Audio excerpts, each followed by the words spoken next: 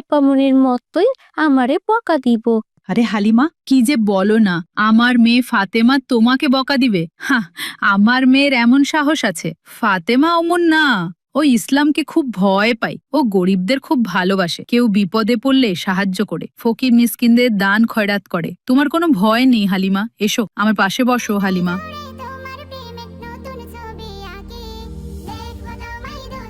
এরপর ফাতেমা কিছু ফলমূল কেটে হালিমাকে দেয়। হালিমা উৎসাহ ভরে সেগুলো হাতে তুলে নেয় এবং টপাটপ খেতে শুরু করে। ফাতেমা মৃদু হাসে আর হালিমার চোখে আনন্দ ঝলকানি দেখে। আচ্ছা ভাবি, হালিমার কথা শুনে আমার খুব খারাপ লাগলো। ইসলামে অহংকারীদের কোনো স্থান নেই। আপনার মেয়েকে ভালোভাবে বোঝান ভাবি। বাড়ির কাজের মেয়ের সঙ্গে এমন ব্যবহার একদম ঠিক হয়নি। ওরাও আপনার মেয়ের মতোই মানুষ। ওরা নিজের ইচ্ছায় অন্যের বাড়িতে কাজ করে না। আল্লাহ ওদের গরিব বানিয়েছেন, এটার জন্য কি ওদের কোনো দোষ আছে? হ্যাঁ ভাবি, মিলির বাবা আর আমি সত্যি অনেক চেষ্টা করছি মেয়েটাকে ভালো করার জন্য, কিন্তু মেয়েটা আমাদের কোনো কথাই শোনে না। এমন অহংকারী মেয়ের জন্য আমাদের সব সময় অপমানিত হতে হয়। আচ্ছা ভাবি, এখন আমি যাই। ওদিকে আবার আমার অহংকারী মেয়ে কি যে করছে কে জানে।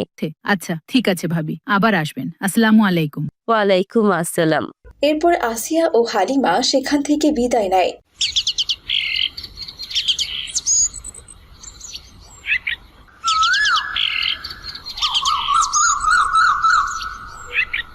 পরদিন সকালবেলা ফাতেমা মাদ্রাসায় যাওয়ার পথে রাস্তার মোড়ে হঠাৎ মিলির সঙ্গে তার দেখা হয়। আসসালামু আলাইকুম মিলি, কেমন আছো? হ্যাঁ, আমি ভালো আছি।